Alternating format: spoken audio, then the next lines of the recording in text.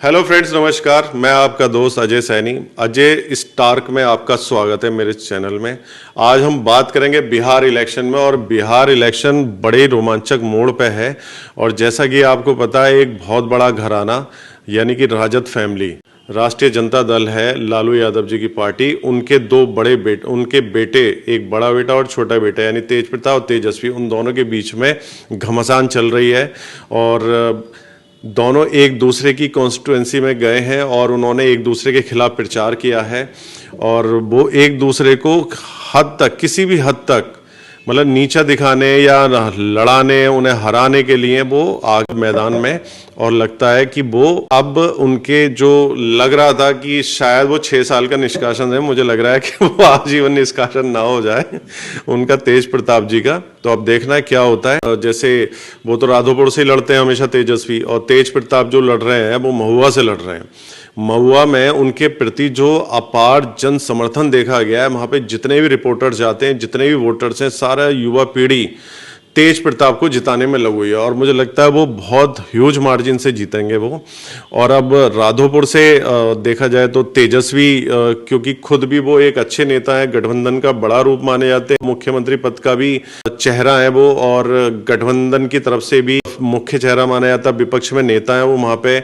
और उनकी जो राजनीतिक पकड़ है वो काफ़ी अच्छी है, मजबूत है, और उन्हें एक समुदाय का नेता माना जाता है वहाँ पे बिहार का, जो कि तेज प्रताप के मामले में थोड़ी कमी है। तेज प्रताप युवाओं में पॉपुलर है और एक अच्छे इंसान हैं, पढ़े लिखे हैं, समझदार हैं, और हमेशा जब भी बात करते हैं ढंग की बात करते हैं। दोनों में देखा जाए तो तेजस्वी अपनी जो राजनीतिक कुशलता है वो कहीं ना कहीं तेज प्रताप पे इस मामले में भारी हैं। तेजस्वी जो है हमारे, तेजस्वी थोड़ा बहुत उन्हें डैमेज तो करेंगे, लेकिन अब ये देखना है कि वो डैमेज क्या इतना कर पाएंगे कि राजद की जो सरकार बनाने का वो लोग सपना देख रहे हैं, तेजस्वी सपना देख रहा है, क्या वो सपना उनका पूरा हो पाएगा? ये भविष्य के घर में है, ये हम जल्दी देखेंगे।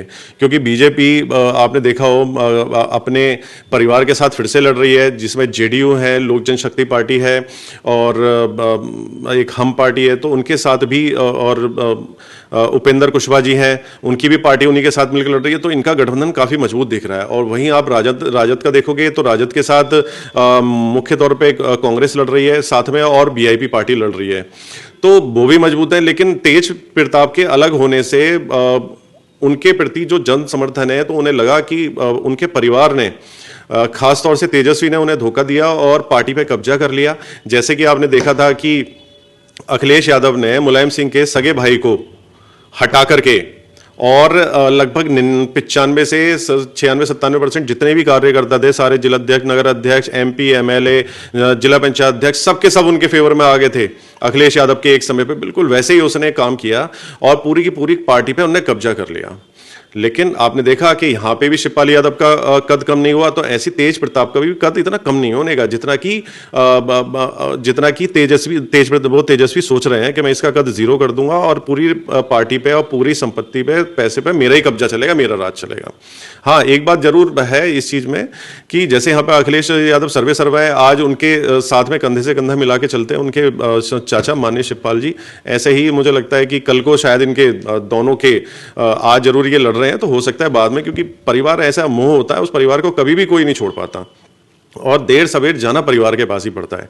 तो आप ये देखो कि तेज प्रताप बड़ा भाई होने के बावजूद भी तेजस्वी को आगे बढ़ाने की बात की थी, लेकिन तेज प्रताप के साथ इतना ये जो दुखद घटनाक्रम हुआ है वाकई शॉकिंग है, और बिल्कुल ऐसा नहीं होना चाहिए था। खैर, वहाँ की जनता अब जवाब देगी क्या ये सही हुआ या गलत हुआ। और तेज प्रताप मुझे लगता है कि जीत जाएंगे और तेजस्वी भी जीत जाएंगे। बाकी तो ये पृथ्वी के घर में कि वहाँ का मुख्यमंत्री कौन बनेगा। और दोस्तों, बिहार इलेक्शन की अपडेट के लिए ना आप हमसे जुड़े रहिए। हम आपको ऐसे ही, अभी द्वितीय चरण का चुनाव भी होना है अभी, और उसके बाद चुनाव होने के बाद फिर रिजल्ट आएंगे, तो हम उस पर भी बात करेंगे कि जन स्वराज जो वहाँ पे, जो कि 2 लोगों से इन परेशान हो गए हैं, कुछ लोग बीजेपी के कुशासन से या नीतीश के कुशासन से, या इससे पहले जो बिहार में लालू के प्रति कहा जाता था जंगल राज है, तो इन दोनों से उबर चुके हैं, और वो ये चाह रहे हैं कि हमें तीसरा कोई चेहरा मिले। तो तीसरा चेहरा आपने देखा होगा, प्रशांत किशोर पांडे।